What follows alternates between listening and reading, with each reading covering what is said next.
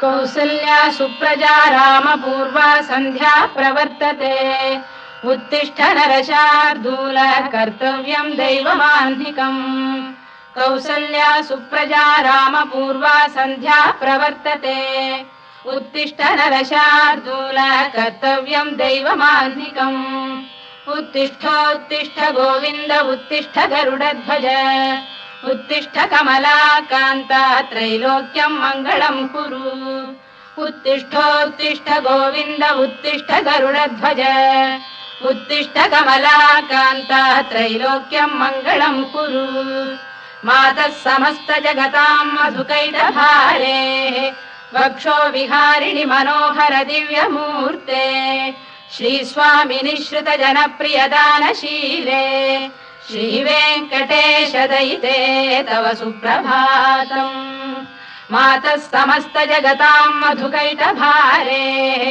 वक्षो विहारिणि मनोहर दिव्यमूर्ते श्रीस्वामिनि श्रुत जनप्रियदानशीले श्रीवेङ्कटेश दयिते तव सुप्रभातम् तव सुप्रभातमरविन्दलोचने भवतु प्रसन्नमुखचन्द्रमण्डले विधिशङ्करेन्द्रवनिताभिरर्चिते वृषशैलनाथ दयिते दयानिधे अत्र्यादिसप्तऋषयः समुपास्य सन्ध्याम् आकाशसिन्धुकमलानि मनोहराणि आदाय पादयुगमर्चयितुम् प्रपन्नाः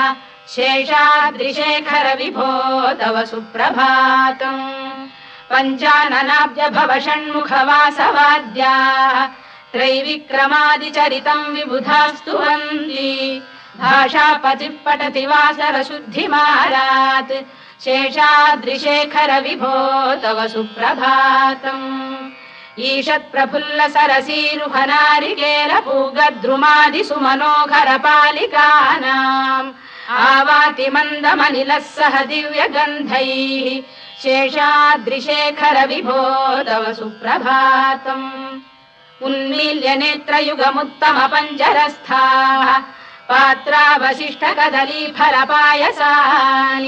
भुक्त्वा सलीलमथ केलिशुकाः पठन्ति शेषाद्रिशेखर विभो तव सुप्रभातम् तन्त्री प्रकर्ष मधुरस्वनया विपञ्च गायत्यनन्दचरितम् तव नारदोऽपि भाषा समग्रमसहृत्करचार रम्यम् शेषाद्रिशेखर विभो तव सुप्रभातम् भृङ्गावळी च मकरन्दरसानुविद्ध झङ्कार गीत निनदैः सह सेवनाय गिर्यात्युपान्त सरसी कमलोदरेभ्यः शेषाद्रिशेखर विभो तव सुप्रभातम् योषा गणेन वरदध्नि विमथ्यमाने घोषालयेषु दधिमन्थन तीव्र घोषाः रोषात् कलिम् विदधते ककुभश्च कुम्भाः शेषाद्रिशेखर विभो तव सुप्रभातम् पद्मेश मित्र शतपत्र गतालिवर्गाः हर्तुम् श्रियम् कुवलयस्य निजाङ्गलक्ष्म्या भेरी निनादमिव बिभ्रति तीव्रनादम् शेषाद्रिशेखर विभो तव सुप्रभातम् श्रीमन्नभीष्टवरदाखिल लोकबन्धो श्री श्रीनिवास जगदेकदयैक सिन्धो श्रीदेवतागृह भुजान्तल दिव्यमूर्ते श्रीवेङ्कटाचलपते तव सुप्रभातम् श्रीमन्नभीष्टवरदाखिल लोकबन्धो श्री श्रीनिवास जगदेकदयैक सिन्धो श्रीदेवतागृह भुजान्तर दिव्यमूर्ते श्रीवेङ्कटाचलपते तव सुप्रभातम् श्रीस्वामि पुष्करिणिकाप्लव निर्मलाङ्गाः श्रेयोर्थिनो हर विरिञ्च सनन्दनाद्याः द्वारे वसन्ति वरवेत्र हतोत्तमाङ्गाः श्रीवेङ्कटाचलपते तव सुप्रभातम् श्रीशेषशैल गरुडाचल वेङ्कटाद्रिनारायणाद्रिवृषभाद्रिविषाद्रिमुख्याम् आख्याम् त्वदीय वसतेरनिशं वदन्ति श्रीवेङ्कटाचलपते तव सुप्रभातम् सेवा परा शिव सुरेश कृशानुधर्म रक्षोऽम्बुनाथ पवमान धनाधिनाथाः बद्धाञ्जलि प्रविलसन् निज शीर्षदेशाः श्रीवेङ्कटाचलपते तव सुप्रभातम् घाटीषु देवि खगराज मृगाधिराज नागाधिराज गजराज हयाधिराजाः स्वस्वाधिकार महिमाधिकमर्थयन्ते श्रीवेङ्कटाचलपते तव सुप्रभातम् सूर्येन्दुभौम बुधवाक्परिकाव्य सौरि स्वर्भानुकेतु दिविषत्परिषत्प्रधानाः त्वद्दासदास चरमावधिदासदासाः श्रीवेङ्कटाचलपते तव सुप्रभातम् त्वत्पादधूलिभरितस्फुरितोत्तमाङ्गाः स्वर्गापवर्गनिरपेक्ष निजान्तरङ्गाः कल्पागमाकलनयाकुलताम् लभन्ते श्रीवेङ्कटाचलपते तव सुप्रभातम् त्वद्गोपुराग्रशिखराणि निरीक्षमाणाः स्वर्गापवर्गपदवीम् परमाम् श्रयन्तः मर्त्या मनुष्य भुवने मतिमाश्रयन्ते श्रीवेङ्कटाचलपते तव सुप्रभातम् श्रीभूमिनायक दयादिगुणामृताब्धे देवादिदेव जगदेक शरण्यमूर्ते श्रीमन्ननन्त गरुडादिभिरर्चिताङ्घ्रे श्रीवेङ्कटाचलपते तव सुप्रभातम् श्रीपद्मनाभ पुरुषोत्तम वासुदेव वैकुण्ठ माधव जनार्दन चक्रपाणे श्रीवत्स चिह्न शरणागत पारिजात श्रीवेङ्कटाचलपते तव सुप्रभातम् कन्दर्पदर्पहर सुन्दर दिव्यमूर्ते कान्ताकुजाम्बुरुह कुड्मललोल दृष्टे कल्याण निर्मल गुणाकर दिव्य कीर्ते श्रीवेङ्कटाचलपते तव सुप्रभातम् मीनाकृते कमठकोल नृसिंहवर्णिन् स्वामीन् परश्वत तपोधन रामचन्द्र शेषांश रामयदुनन्दन कल्किरूप श्रीवेङ्कटाचलपते तव सुप्रभातम् लेलालवङ्ग घनसार सुगन्धितीर्थम् दिव्यम् वियस्सरिति हेम घटेषु पूर्णम् धृत्वाद्य वैदिक शिखामणयः प्रहृष्टाः तिष्ठन्ति वेङ्कटपते तव सुप्रभातम् भास्वानुदेति विगचानि सरोरुहाणि सम्पूरयन्ति निनदैः कगुभो विहङ्गाः श्रीवैष्णवाः सततमर्थितमङ्गलास्ते धामाश्रयन्ति तव वेङ्कट सुप्रभातम् ब्रह्मादयः सुरवराः समहर्षयस्ते सन्तः सनन्दन मुखास्तव योगिवर्याः धामान्तिके तव हि मङ्गलवस्तु हस्ताः श्रीवेङ्कटाचलपते तव सुप्रभातम् लक्ष्मीनिवास निरवद्य गुणैक सिन्धो संसार सागर समुत्तरणैक सेतो वेदान्त वेद्य निज वैभव भक्त भोग्य श्रीवेङ्कटाचलपते तव सुप्रभातम् लक्ष्मीनिवास निरवद्य गुणैक सिन्धो संसार सागर समुत्तरणैक सेतो वेदान्त वेद्य निज वैभव भक्त भोग्य श्रीवेङ्कटाचलपते तव सुप्रभातम् इत्थम् वृषाचलपतेरिह सुप्रभातम् ये मानवाः प्रतिदिनम् पठितुम् प्रवृत्ताः तेषाम् प्रभात समये स्मृतिरङ्गभाजाम् प्रज्ञाम् परार्थ सुलभाम् परमाम् प्रसूते इत्थम् वृषाचलपतेरिह सुप्रभातम् ये मानवाः प्रतिदिनम् पठितुम् प्रवृत्ताः तेषाम् प्रभात समये स्मृतिरङ्गभाजाम् प्रज्ञाम् परार्थ सुलभाम् परमाम् प्रसूते कमलाकुच चूचुक कुङ्कुमतो नियतारुणितातुल नीलतनो कमलायतलोचन लोकपते विजयी भव वेङ्कटशैलपते कमलाकुच चूचुक कुङ्कुमतो नियतारुणितातुल नीलतनो कमलायतलोचन लोकपते विजयी भव वेङ्कटशैलपते सचतुर्मुख षण्मुख पञ्चमुख प्रमुखाखिल दैवत मौलिमणे शरणागतवत्सलसारनिधे परिपालय मां वृषशैलपते अतिवेलतया तव दुर्विषहैरनुवेलकृतैरपराधशतैः हरितं त्वरितं वृषशैलपते परया कृपया परिपाहि हरे अधिवेङ्कटशैलमुदारमतेर्जनताभिमताधिकदानरतात् परदेवतया गदितान्निगमै कमलादयितान्न परं कलये कलवेणुरवावशगोपवधूशरकोटिवृता स्मरकोटिसमात् प्रतिवल्लविकाभिमतात् सुखदात् वसुदेवसुतान्न परं कलये अभिराम गुणाकरदाशरथे जगदेकधनुर्धर धीरमते रघुनायक राम रमेश विभो वरदो भवदेव दया जलधे अवनीतनया कमनीयकरं रजनीकर चारुमुखाम्बुरुहम् रजनीचर राजतमो मिहिरं महनीयमहं रघुराममये सुमुखं सुहृदं सुलभं सुखदं स्वनुजं च सुखायममोघशरम् अपहाय रघुद्वहमन्यमहं न कथञ्चन कञ्चन जातु भजे विना वेङ्कटेशं ननाथो ननाथः सदा वेङ्कटेशं स्मरामि स्मरामि हरे वेङ्कटेश प्रसीद प्रसीद प्रियं वेङ्कटेश प्रयच्छ प्रयच्छ विना वेङ्कटेशं ननाथो ननाथः सदा वेङ्कटेशं स्मरामि स्मरामि हरे वेङ्कटेश प्रसीद प्रसीद प्रियं वेङ्कटेश प्रयच्छ प्रयच्छ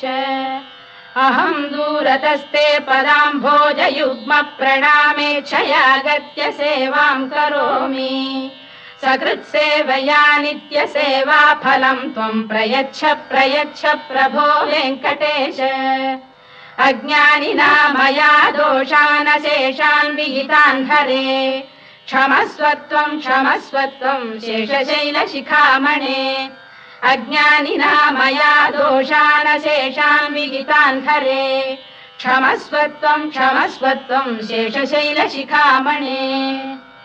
ईशानां जगतोऽस्य वेङ्कटपतेर्विष्णोः परां प्रेयसीं तद्वक्षस्थलनित्यवासरसिकां तत्क्षान्तिसंवर्धिनीं पद्मालङ्कृतपाणिपल्लवयुगां पद्मासनस्थां श्रियम् वात्सल्यादिगुणोज्ज्वलां भगवतीं वन्दे जगन्मातरम् ईशानां जगतोऽस्य वेङ्कटपतेर्विष्णोः परां प्रेयसीं तद्वक्षस्थलनित्यवासरसिकां तत्क्षान्तिसंवर्धिनीं पद्मालङ्कृतपाणिपल्लवयुगां पद्मासनस्थां श्रियम् वात्सल्यादिगुणोज्ज्वलां भगवतीं वन्दे जगन्मातरम् श्रीमन्कृपाजलनिधे कृत सर्वलोक सर्वज्ञ शक्तनतवत्सल सर्वशेषिन् स्वामिन् सुशील सुलभाश्रित पारिजात श्रीवेङ्कटेश चरणौ शरणं प्रपद्ये श्रीमन्कृपाजलनिधे कृत सर्वलोक सर्वज्ञ शक्तनतवत्सल सर्वशेषिन् स्वामिन् सुशील सुलभाश्रित पारिजात श्रीवेङ्कटेश चरणौ शरणं प्रपद्ये आनूपुरार्पित सुजात सुगन्धि पुष्प सौरभ्य सौरभकरौ समसन्निवेशौ सौम्यौ सदानुभवनेऽपि नवानुभाव्यौ श्रीवेङ्कटेश चरणौ शरणं प्रपद्ये सद्यो विकासि समुदित्वर सान्द्र राग सौरभ्य निर्भर सरोरुह साम्यवार्ताम् सम्यक् शुसाहसपदेषु विलेखयन्तौ श्रीवेङ्कटेश चरणौ शरणं प्रपद्ये रेखामयध्वज सुधाकलशातपद्रवज्राङ्कुशाम्बुरुहकल्पकशङ्खचक्रैः भव्यैरलङ्कृततलौ परतत्त्वचिह्नैः श्रीवेङ्कटेश चरणौ शरणं प्रपद्ये ताम्रोदरद्युतिपराजित पद्मरागौ बाह्यैर्महोभिरभिभूत महेन्द्रनीलौ उद्यन्नखांशुभिरुदस्त शशाङ्कभासौ श्रीवेङ्कटेश चरणौ शरणं प्रपद्ये सप्रेम भीति कमलाकर पल्लवाभ्याम् संवाहनेऽपि सपदिक्लममादधानौ कान्थाववाङ्मनस गोचरसौ कुमार्यौ श्रीवेङ्कटेश चरणौ शरणं प्रपद्ये लक्ष्मी महीतदनुरूप निजानुभाव नीलादि दिव्य महिषीकर पल्लवानाम् आरुण्य संक्रमणतः किल सान्द्ररागौ श्रीवेङ्कटेश चरणौ शरणं प्रपद्ये निद्यानमद्भि शिवादि किरीटकोटि प्रत्युक्त दीप्त नवरत्न महप्ररोहैः नीराजना विधिमुदारमुपादधानौ श्रीवेङ्कटेश चरणौ शरणं प्रपद्ये विष्णु पदे परम इत्युदित प्रशंसौ यौ मध्व उत्स इति भोग्यतयाप्युपातौ भूयस्ततेति तव पाणितल प्रतिष्ठौ श्रीवेङ्कटेश चरणौ शरणं प्रपद्ये पार्थाय तत्सदृश सारथिना त्वयैव यौ दर्शितौ स्वचरणौ शरणं व्रजेति भूयोऽपि मह्यमिहतौ करदर्शितौ ते श्रीवेङ्कटेश चरणौ शरणं प्रपद्ये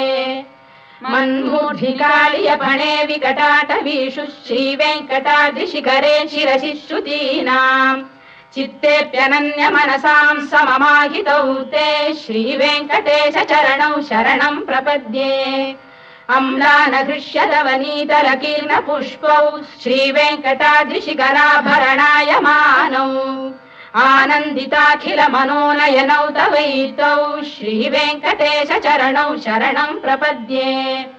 प्रायः प्रपन्न जनता प्रथमावगाह्यौ मातुस्तनाविव शिशोरमृतायमानौ प्राप्तौ परस्पर तुलामतुलान्तरौ ते श्रीवेङ्कटेश चरणौ शरणं प्रपद्ये सत्त्वोत्तरै सतत सेव्य पदाम्बुजेन संसार तारक दयार्द्रदृगञ्चलेन सौम्योपयन्तृमुनिना मम दर्शितौ ते श्रीवेङ्कटेश चरणौ शरणं प्रपद्ये सत्त्वोत्तरै सतत सेव्य पदाम्बुजेन संसार तारक दयार्द्रदृगञ्चलेन सौम्योपयन्तृमुनिना मम दर्शितौ ते श्रीवेङ्कटेश चरणौ शरणं प्रपद्ये श्रीशश्रिया घटिकया त्वदुपाय भावे प्राप्ये त्वयि स्वयमुपेय दया स्फुरन्त्या नित्याश्रिताय निरवद्य गुणाय तुभ्यम् स्यां किङ्करो वृषगिरीश न जातु मह्यम् श्रीशश्रिया घटिकया त्वदुपाय भावे प्राप्ये त्वयि स्वयमुपेय दया स्फुरन्त्या नित्याश्रिताय निरवद्य गुणाय तुभ्यम् स्यां किङ्करो वृषगिरीश न जातु मह्यम् श्रियकान्ताय कल्याण निधये निधयेऽर्थिनाम् श्रीवेङ्कटनिवासाय श्रीनिवासाय मङ्गलम् श्रियकान्ताय कल्याण निधये निधयेऽर्थिनाम् श्रीवेङ्कटनिवासाय श्रीनिवासाय मङ्गलम् लक्ष्मी सविभ्रमालोक सुभ्रू विभ्रम चक्षुषे चक्षुषे सर्वलोकानां वेङ्कटेशाय मङ्गलम् श्रीवेङ्कटाद्रिशृङ्गाग्रमङ्गलाभरणाङ्गये मङ्गलानां निवासाय श्रीनिवासाय मङ्गलम् सर्वावयव सौन्दर्य सम्पदा सर्वचेतसां सदा सम्मोहनायास्तु वेङ्कटेशाय मङ्गलम् नित्याय निरवध्याय सत्यानन्द चिदात्मने सर्वान्तरात्मने श्रीमद्वेङ्कटेशाय मङ्गलम् स्वतः सर्वविदे सर्वशक्तये सर्वशेषिणे सुलभाय सुशीलाय वेङ्कटेशाय मङ्गलम् परस्मै ब्रह्मणे पूर्णकामाय परमात्मने प्रयुञ्जे परतत्त्वाय वेङ्कटेशाय मङ्गलम् आकालतत्त्वमश्रान्तमात्मनामनुपश्यताम् अतृप्त्यमृतरूपाय वेङ्कटेशाय मङ्गलम्